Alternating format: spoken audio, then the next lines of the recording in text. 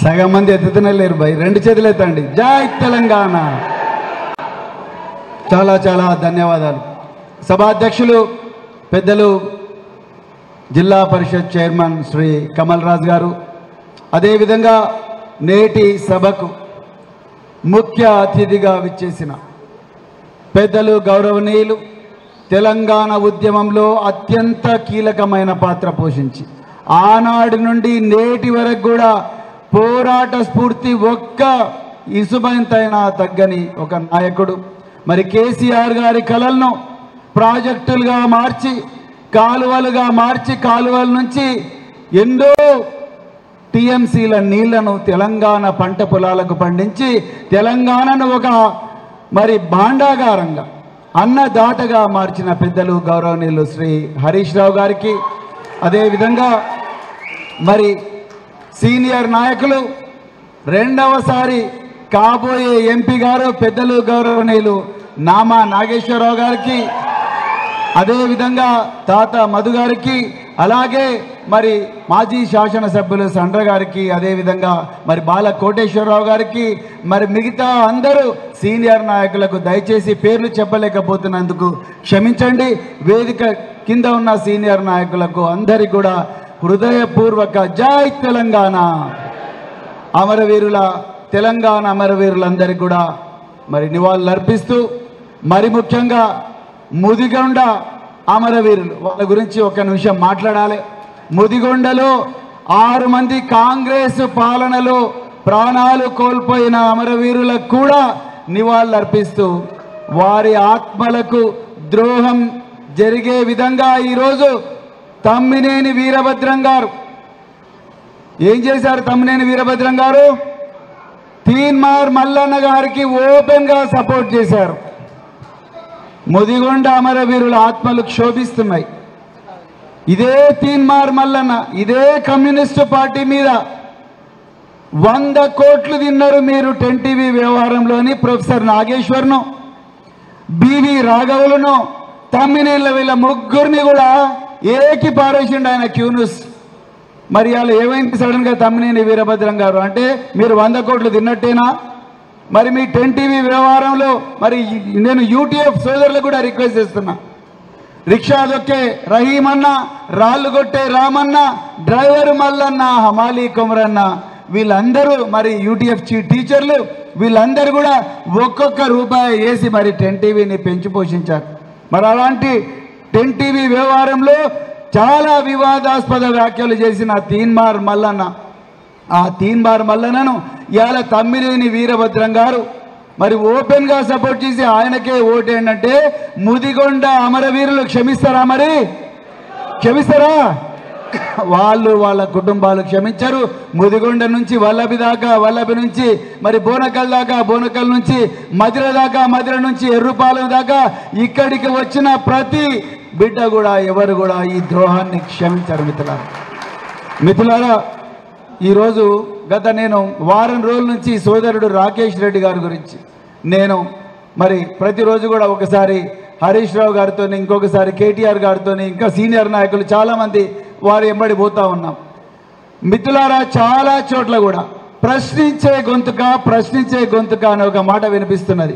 తీన్మార్ మల్లన్న గారు పోయిన ప్రతి చోట కూడా ప్రశ్నించే గొంతుక నాకు సపోర్ట్ చేయండి అంటున్నాడు. నేను ఒక 5-6 ప్రశ్నలు వేయాలనుకున్నాను మల్లన్న గారికి. వారి మీద నాకు వ్యతిరేకంగా వ్యక్తిగతంగా ఎలాంటి కక్షలు కార్పణ్యాలు లేవు, కానీ నేను వాస్తవాలు ముందర పెట్టి మాత్రమే వాళ్ళని కొన్ని ప్రశ్నలు అడగాలనుకుంటున్నా. తీన్మార్ మల్లన్న గారు, అదేవిధంగా ఈ ప్రశ్న రేవంత్ రెడ్డికి కూడా వర్తిస్తుంది, ఇదే ప్రశ్న పక్కనే ఉన్న ఉత్తమ్ కుమార్ రెడ్డికి కూడా వర్తిస్తుంది, కోమటిరెడ్డి వెంకటరెడ్డికి కూడా వర్తిస్తుంది.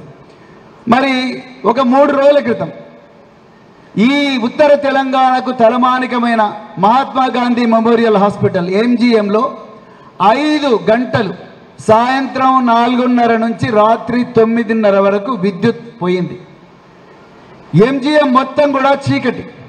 మరి అప్పుడు పెద్దలు హరీష్ రావు గారు ఉన్నప్పుడు వాటిని కంటిన్యూస్గా మానిటర్ చేసి దాని పని సామర్థ్యాన్ని పెంచడమే కాకుండా దాని ఎదురుగా ఉండే సెంట్రల్ జైల్ దాన్ని ఖాళీ చేయించి 28 అంతస్తుల గొప్ప హాస్పిటల్ కట్టే ప్రయత్నం చేసింది. ఇప్పటికీ 28 అంతస్తులు వచ్చినాయి.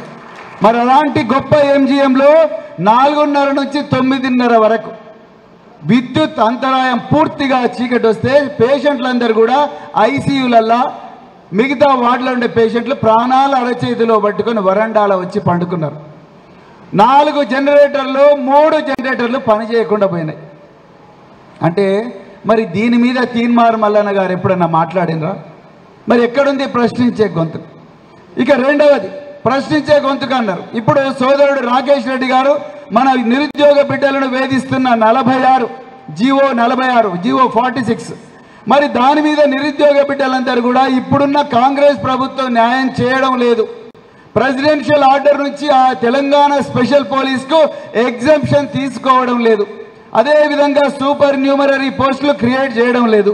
లేకపోతే ఇప్పుడు వచ్చిన వేకెన్సీల్లో ఈ జీవో 46 బాధితులను అడ్జస్ట్ చేయడం లేదని వీళ్ళందరూ కోర్టుకు పోయినారు. కోర్టుకు పోయి 6 నెలలు అయింది. కోర్టుకు పోతే 6 నెలలు అయింది. మరి పిటిషనర్ల తరపు నుంచి న్యాయవాది పోతున్నాడు రెగ్యులర్గా. పిటిషనర్లు ఎవరు? మన పేద పిల్లలు. గవర్నమెంట్ తరపు నుంచి పోవాల్సిన వ్యక్తి ఎవరు? Advocate general. ముఖ్యమంత్రి నుంచి డైరెక్ట్ ఆదేశాలు ఏమని, అడ్వకేట్ జనరల్ పోకూడదు, నువ్వు పోకు, అది ఎన్ని రోజులైనా వాయిదా పడని. మరి దీన్ని ఎప్పుడన్నా ప్రశ్నించిండా తీన్మార్ మల్లన్న? అసలు పేద పిల్లలకు హైకోర్టు పోవడానికి డబ్బులు ఎక్కడి నుంచి వస్తాయి? ఎప్పుడన్నా ఆలోచించినాం మనం? మరి అలాంటి పరిస్థితిలో ఎందుకు ఈ ప్రశ్నించే గొంతుకైన తీన్మార్ మల్లన్న గారు దీని గురించి మాట్లాడలేదు? ఇక మూడో విషయం, భువనగిరి సోషల్ వెల్ఫేర్ హాస్టల్లో వైష్ణవి మరియు భవ్యశ్రీ అని 2 బిడ్డలు 3 నెలల క్రితం 1 గంటకు మధ్యాహ్నం ఊరేసుకొని చచ్చిపోతారు. వాళ్ళ గురించి ఒక్క రోజు కూడా ఈ ముఖ్యమంత్రి గారు మాట్లాడలేదు. మన దురదృష్టం చూడండి, ఇక్కడ ముఖ్యమంత్రి సాంఘిక సంక్షేమ శాఖ మంత్రి 2 ఆయన్నే. ముఖ్యమంత్రి గారు ఒక్క రోజు కూడా దీని గురించి మాట్లాడలేదు. మరి దీని గురించి మాట్లాడిండా తీన్మార్ మల్లన్న? మేమందరం పోయి సంక్షేమ భవన్ ఎదురుగా ముఖ్యమంత్రి గారు మీ పాదాలను పాలతో కడుగుతాము, దయచేసి అన్ని వర్గాలకు చెందిన సంక్షేమ హాస్టళ్లను వాటన్నిటిలో కూడా కౌన్సిలర్ ఆనాడు కేసీఆర్ గారు ఏ విధంగా అయితే కౌన్సిలర్ వ్యవస్థను పెట్టి వీళ్ళందరి ప్రాణాలు కాపాడిండో ఆ విధంగా ప్రాణాలు కాపాడే వ్యవస్థను మళ్ళీ పునరుద్ధరించండి అంటే ముఖ్యమంత్రి దగ్గర నుంచి సమాధానం లేదు. మరి దాన్ని ప్రశ్నించిండా తీన్మార్ మల్లన్న? మీరు ఆలోచించాలి ఇవన్నీ కూడా. బదే భువనగిరి సోషల్ వెల్ఫేర్ హాస్టల్లో శ్రీకాంత్, బచ్చలకూర శ్రీకాంత్ అనే ఒక 6వ తరగతి అబ్బాయి, దానితో పాటు 30 మంది విషాహారం తిని ఉగాది అంటే ఏప్రిల్ 9వ తారీఖు నాడు విషాహారం తిని అట్లా పడిపోయి వాంతులు విరేచనాలతో పడిపోతే 3 రోజుల తర్వాత అక్కడుండే విద్యార్థులందరూ ఆ పిల్లవాళ్ళను మోసుకొని పోయి ప్రైవేట్ హాస్పిటల్లో జాయిన్ చేయించిండ్రు. ప్రిన్సిపల్ లేడు, కలెక్టర్ లేడు, డిప్యూటీ కలెక్టర్ లేడు, ఎవరూ లేరు. అందులో ఒక పిల్లవాడు చనిపోయాడు. దాని మీద కూడా ముఖ్యమంత్రి గారు స్పందించలేదు. మరి ఎక్కడ పోయింది ప్రశ్నించే గొంతుక? మీరు ఆలోచించండి. ఎవరు ప్రశ్నించే గొంతుక, ఎవరు ప్రశంసించే గొంతుక? నిజమైన ప్రశ్నించే గొంతుక హరీష్ రావు గారి రూపంలో మనకు అసెంబ్లీలో ఉన్నారు. రేపు మనకు రాకేష్ రెడ్డి రూపంలో కౌన్సిల్లో కూడా ఉంటారు. మిత్రులారా, ఒక్కసారి ఆలోచించండి. మిత్రులారా, దయచేసి గుర్తుపెట్టుకోండి, ఇది మామూలు ఓటింగ్ కాదు, ఇది పట్టభద్రుల ఓటింగ్. 2023 నవంబర్లో పట్టపగలే ఈ పట్టభద్రులే మోసానికి గురైనరు కాంగ్రెస్ చెప్పిన గ్యారంటీల గారడీల వల్ల. కానీ ఈసారి మోసపోతే మాత్రం మనని చరిత్ర క్షమించదు. మరి ఈరోజు రాకేష్ రెడ్డి గారిని మన అభ్యర్థులను మనం కంపేర్ చేయాలి, పోల్చి చూడాలి. ఎవరు ఒక సబ్బులను సంతూర్ సోప్ను, సింతాల్ సోప్ను, అదేవిధంగా మరి శాంసంగ్ ఫోన్ను, యాపిల్ ఫోన్ను ఎట్లయితే కంపేర్ చేస్తామో అదేవిధంగా అభ్యర్థులను కూడా కంపేర్ చేయాలి. చేయాలవుతా బరాబర్ చేయాలి. ఎందుకంటే వీళ్ళు రేపు మన బిడ్డల గురించి మాట్లాడే వ్యక్తులు, మన జీవితాల గురించి మాట్లాడే వ్యక్తులు, మన జీవితాలను మార్చే చట్టాల్లో వీళ్ళ పాత్ర గణనీయంగా ఉంటుంది. కాబట్టి వీళ్ళ గురించి మాట్లాడాలి. మొదట రాకేష్ రెడ్డి గారి గురించి మాట్లాడదాం. రాకేష్ రెడ్డి గారు ఒక సాధారణ రైతు కుటుంబంలో పుట్టిన బిడ్డ. తల్లిదండ్రుల కలలను ఎట్టి పరిస్థితులు కూడా నిజం చేయాలి, ఆ ఊర్లో ఉండే ప్రజలందరూ తన మీద పెట్టుకున్న నమ్మకాన్ని నిజం చేయాలని చెప్పి రాత్రింబవళ్ళు కష్టపడి చదివి ఎలాంటి దురలవాట్లకు కూడా లోను కాకుండా 10th ఫస్ట్ క్లాస్లో పాస్ అయి అక్కడి నుంచి ఇంటర్మీడియట్లో స్టేట్ ర్యాంక్ తెచ్చుకొని దేశంలో ఉండే ఒకటే ఒక గొప్ప ఇంజనీరింగ్ కాలేజ్ అయిన బిట్స్ పిలానీకి రాకేష్ రెడ్డి గారు పోయారు. బిట్స్ పిలానీలో విద్యార్థి నాయకుడిగా ఉన్నప్పటికీ కూడా చదువును అశ్రద్ధ చేయకుండా అక్కడ కూడా గోల్డ్ మెడల్ తెచ్చుకున్నాడు మన రాకేష్ రెడ్డి. గోల్డ్ మెడల్ తెచ్చుకొని అక్కడి నుండి మరి అమెరికా పోయిండు. అమెరికాలో ఫేస్బుక్ అనే కంపెనీలో పనిచేసిండు, సిటీ బ్యాంకులో పనిచేసిండు, ఇంకా అంతర్జాతీయ బ్యాంకుల్లో పనిచేసి అక్కడనే సెటిల్ కాకుండా అమెరికాలో చాలా ఆనందంగా ఉంటుంది, స్వర్గంలా భూతల స్వర్గంలాగా ఉంటుంది. ఆ జీవితం ఎవరైనా కోరుకుంటారు. కానీ నా మాతృభూమికి రావాలని అక్కడ లక్షల రూపాయల ఉద్యోగాన్ని వదిలేసి తృణప్రాయంగా వదిలేసి ఈరోజు వరంగల్కి వచ్చి మరి రాజకీయాల్లో అప్పటి నుండి ఇప్పటి వరకు కూడా క్రియాశీలకంగా ఉన్నాడు రాకేష్ రెడ్డి. అంతనే కాదు, ఇతను బుక్కులు కూడా రాసిండండి. ఇతను పత్రికలకు వ్యాసాలు రాసిండు, ఇండియన్ ఎకానమీ మీద బుక్ రాసిండు. అట్లా చాలా నిరుద్యోగ బిడ్డలకు ఏవేవైతే పుస్తకాలు అవసరం ఉంటాయో ఆ పుస్తకాలన్నీ రాసిన వ్యక్తి రాకేష్ రెడ్డి. నిజంగా ఈయన చదువుకున్న విద్యాలయాలు ఎంత గొప్పవంటే అందులో మరి చదువుకున్న వ్యక్తులు ఈరోజు ప్రపంచంలో బిలియనీర్లుగా ఉన్నారు. మనం redbus.in మన ఆర్టీసీ బస్సుల బుకింగ్, ప్రైవేట్ బస్సుల బుకింగ్ సీట్లన్నీ కూడా ఎక్కడి నుంచి చేసుకుంటాం? రెడ్ బస్, అభి బస్ అని 2 కంపెనీలు ఉంటాయి. ఆ యాప్లు పెట్టి చేసుకుంటాం. ఆ యాప్లను సృష్టించింది ఎవరు? ఫణీంద్ర సమా అని మన బిట్స్ పిలానీ స్టూడెంట్. అదేవిధంగా మరి ప్రశాంత్ పాలకుర్తి, అదేవిధంగా గులు మిర్చందాని, అదేవిధంగా మరి బాబా కయాని, వీళ్ళందరూ కూడా గొప్ప గొప్ప కంపెనీలు పెట్టిండ్రు. రేపు రాకేష్ రెడ్డి ఎమ్మెల్సీ అయితే వాళ్ళందరినీ ఇదే బోనకల్లుకు తీసుకొచ్చి మీ అందరికి కూడా పరిచయం చేయించి మనందరి బిడ్డలను వాళ్ళకన్నా గొప్పగా తయారు చేసే ఒక గొప్ప యజ్ఞానికి పునాదేస్తాడు మరి రాకేష్ రెడ్డి. మిత్రులారా, మరోవైపు మనకు తీన్మార్ మల్లన్న గారు ఉన్నారు.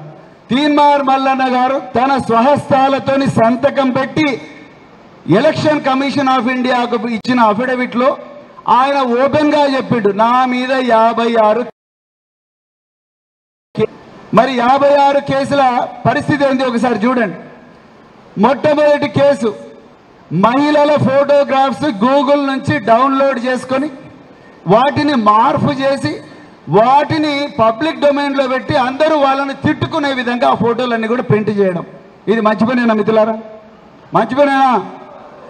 మన అమ్మల మొబైల్ ఫోన్సో, మన చెల్లెళ్ళ మొబైల్ ఫోన్సో, లేకపోతే మన మొబైల్ ఫోన్సో మన అనుమతి లేకుండా సోషల్ మీడియాలో పెట్టి ఆ మొబైల్ ఫోన్స్కు మీరు ఫోన్ చేయండి అని చెప్పి పెడితే కరెక్టేనాది?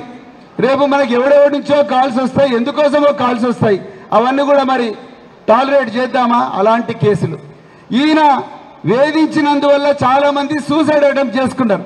మెడ మీద కత్తి పెట్టి డబ్బులు సంపాదించారు. మరి ప్రశ్నించే గొంతుకల మీద ఇట్లా కేసులు అవుతాయా? ఒక్కసారి ఆలోచించండి. ప్రొఫెసర్ నాగేశ్వర్ ఉన్నాడు, ఆయన మీద కేసులు అయినాయా? కాలేదు. తులసి చంద్ అని ఒక యూట్యూబర్ ఉంటుంది, ఆమె మీద కేసులు అయినాయా? కాలేదు. ధ్రువ్ రాతి, నరేంద్ర మోడీని గజగజ వణికిస్తున్న ధ్రువ్ రాతి మీద కేసులు అయినాయా? కాలేదు. మరి వాళ్ళందరి మీద కానప్పుడు తీన్మార్ మల్లన్న గారి మీద ఎందుకైనాయి? ఒక్కసారి మీరు ఆలోచించండి. నిజంగా మరి కేసులు ఇవి తప్పుడు కేసులు అయితే కోర్టు ఈయనకు మరి అవన్నీ ఎఫ్ఐఆర్లు కొట్టేవి, కానీ కొట్టేయలేదు కోర్టులన్నీ కూడా. 70 రోజులు జైల్లో ఉన్న వ్యక్తి తీన్మార్ మల్లన్న గారు. మరి ఆయన రేపు పట్టభద్రుల ప్రతినిధిగా ఉండాలని మీరు కోరుకుంటున్నారా? రాకేష్ రెడ్డి మీ ప్రతినిధిగా ఉండాలని కోరుకుంటున్నారా? ఎంతమంది కోరుకుంటారు సార్? 2 చేతులు ఎత్తండి. చాలా చాలా ధన్యవాదాలు మిత్రులారా. రాకేష్ రెడ్డి ఎమ్మెల్సీ అయితే మీరందరూ కూడా ఎమ్మెల్సీ అయినట్టే, నిరుద్యోగ బిడ్డలందరూ ఎమ్మెల్సీలు అయినట్టే, బాగా చదువుకొని రైతు కూలీలుగా పనిచేస్తున్న బిడ్డలందరూ ఎమ్మెల్సీలు అయినట్టే. అందుకొరకే దయచేసి మరి 2 రోజుల లోపలనే ఎలక్షన్లు రాబోతున్నాయి. 3వ ప్రాధాన్యత, 3వ నెంబర్లో ఉన్న రాకేష్ రెడ్డికి 1వ ప్రాధాన్యత ఓటు. ఒకసారి అందరూ మీ కుడి చేయి పైకైతే ఒకటి దించండి. ఒకటో నెంబరు కేవలం ఒకటేనే రాయాలి. రాస్తే తప్పకుండా రాకేష్ రెడ్డి ఎమ్మెల్సీ అవుతాడు. మీ ఫ్రెండ్స్ కూడా చెప్పండి, ఇన్స్టాగ్రామ్ పోస్టులు పెట్టండి, వాట్సాప్ గ్రూపుల్లో చర్చ చేయండి, ఫేస్బుక్ పోస్టులు కూడా పెట్టండి. తప్పకుండా మన బీఆర్ఎస్ అభ్యర్థి అయిన రాకేష్ రెడ్డి గారిని గెలిపించాలని చెప్పి కోరుకుంటూ మరింత చక్కటి అవకాశం ఇచ్చిన మీ అందరికీ కూడా ధన్యవాదాలు చెప్తూ ముగిస్తున్నాను. జై తెలంగాణ.